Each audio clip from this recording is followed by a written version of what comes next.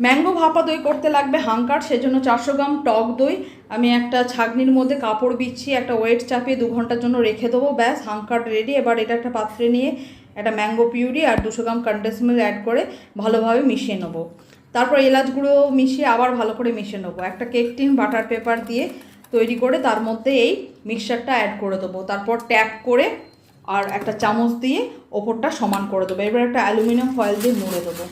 Bake করার জন্য একটা কড়াইয়ের মধ্যে জল নিয়ে তার মধ্যে স্ট্যান্ড দিয়ে এই টিনটা ওর মধ্যে দিয়ে ঢাকা দিয়ে 25 থেকে 30 মিনিট লো ফ্লেমে বেক করব। 30 মিনিট পরে ঢাকনা সরিয়ে অ্যালুমিনিয়াম ফয়েল সরিয়ে এটাকে ঠান্ডা করে আবার ফ্রিজে 2 ঘন্টা ঠান্ডা করতে দেবো। ব্যাস, এটাকে একটা প্লেটের ওপর ডিমোল্ড করে বাটার পেপারটা ওপর থেকে সরিয়ে নিয়ে তারপর ছুরি দিয়ে কেটে কেটে পরিবেশন করব ঠান্ডা ঠান্ডা ম্যাঙ্গো ভাপা দই। অসাধারণ একটা সামার ডেজার্ট রেসিপি।